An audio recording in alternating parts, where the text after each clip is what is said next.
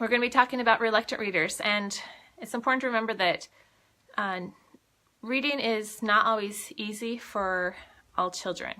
Some children may struggle with understanding what they have read, while others may have problems with decoding the words. Others may just have a challenge or struggle with sitting still, while others may not necessarily be interested in reading.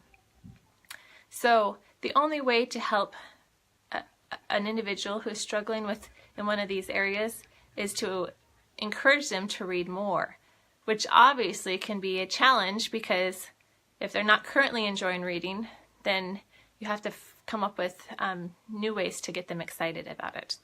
So I wanted to share some suggestions that I have found that are great to consider when you have reluctant readers. First one is that reluctant readers need books that are on their maturity level, which is often above their maturity level is often above their reading level. So older struggling readers need titles that combine a high level of sophistication with a low level of text complexity. So they don't need dumbed down books or baby books. They need books that will actually interest them at their age. So another thing is, some reluctant readers are more likely to embrace the idea of research or reading to learn, rather than to read solely for its own sake, or learning to read. So for this group of individuals, reference and nonfiction books are a great option. Okay, third thing is that reference books are also appealing to reluctant readers because they have text the text is arranged in small boxes, and this is a lot less intimidating than a whole page of prose in regular textbooks or regular reading. And also, the graphics can provide contextual clues, which helps with comprehension. And this is especially helpful with English language learners. And finally, the last thing I wanted to talk about is how internet-linked books can provide opportunities for reluctant readers to read online, which is actually something that's more exciting for a reluctant reader than necessarily reading from a book. So those are some things to consider when you're looking for books for your reluctant readers, or some ideas, suggestions to help get your kids excited about reading. So I wanted to share some of my favorites that I recommend for reluctant readers. And the first one I'm sharing is these are from our beginner series, and they're recommended for ages 6 and up. We have over 40 options in this series. There's just about anything that will interest your child, and I love them for read alouds to younger kids and kids that are struggling with reading. These are a great option because they aren't dumbed down, they're learning from it, and they just are a great, well-written book. And the best thing about it is they're only $4.99 each. Hardback book. So this one, as you can see, it's Tadpoles and Frogs, and they have a table of contents. It's like a reference book, and the text is smaller bits and bite-sized pieces with great photographs. And they will also have lots of fun facts throughout the pages. Like right here, frogs aren't always green. They can be yellow or blue or red. Some have spots or stripes too.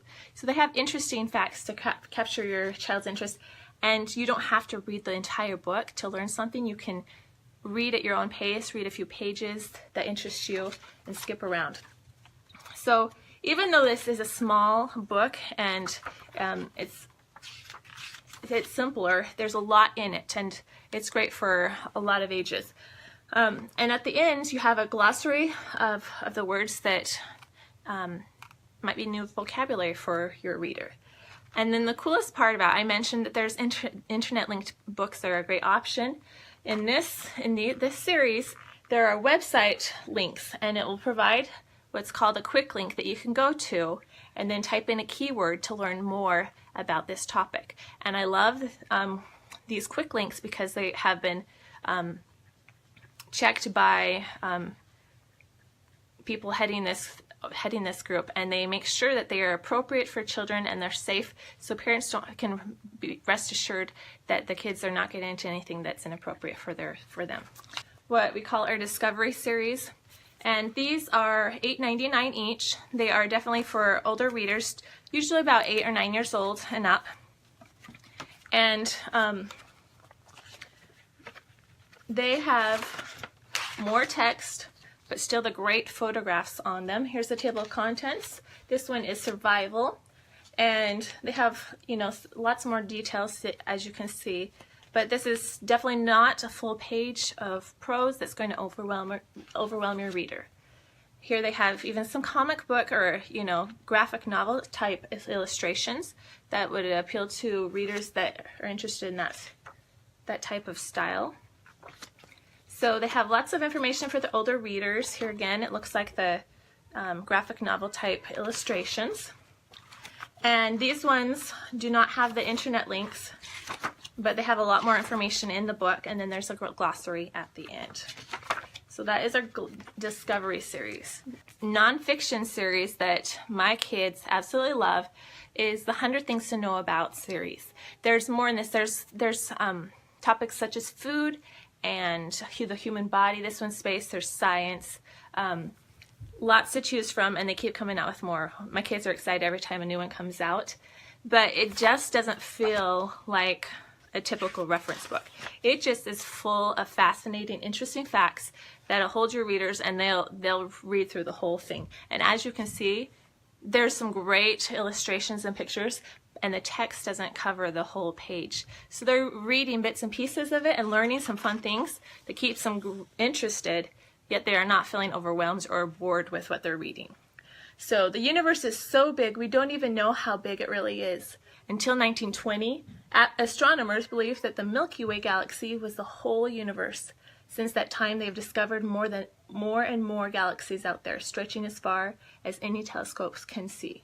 And as you can see, the picture just helps so much with the understanding and learning that even if they are a struggling reader, they are going to be learning with the help of and understanding with the help of the pictures. So I highly recommend these books for all readers, but especially if you have a reluctant reader. There is just tons of things, like it says 100 facts in there. Our See Inside series. Now we have lots of Lift the Flap books. The See Inside is for the oldest of readers that we have. It's recommended for 7 and up. So we do have lots of other Lift the Flap books for younger readers. But let me go ahead and show you. This is probably one of my kids' favorites. The Human Body. See Inside Your Body.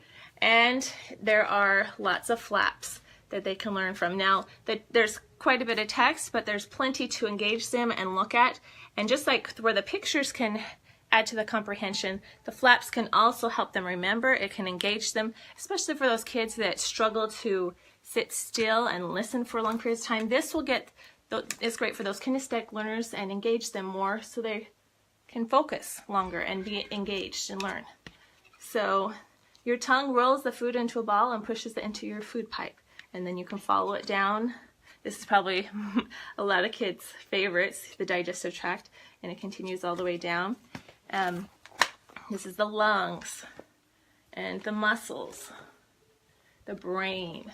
So it covers a lot of things that kids would enjoy and not feel overwhelmed. But we also have QR linked books. So this is just like a step up. It's even cooler. On many of the pages, if you open it up, you can use your phone or electronic device to scan the QR code, and then it will take you to, again, a safe link where you can learn more about that topic.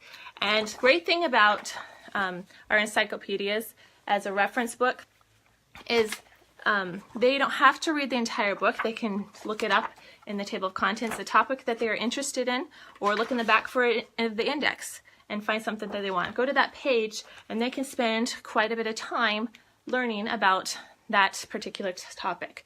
And that's a great way to engage them, get them excited about reading, find something that they're interested in, and they don't have to feel overwhelmed or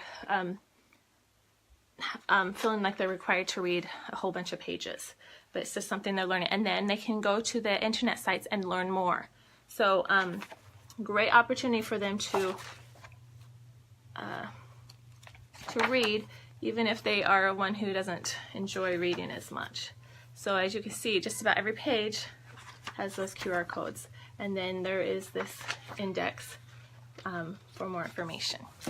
And finally, I wanted to show you another version of a reference book. Now this is a unique style. This is Timelines of World History. If you are teaching world history in a homeschool, or your child is interested in this, this is a great option because it has broken down all the history chronologically, and it shows what's happening during that time period in all different areas of the world.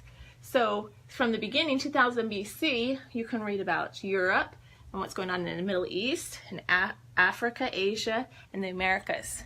So it's kind of a great way to learn to, see, rather than just learning about one country's history, you're learning about them all at the same time during that time period.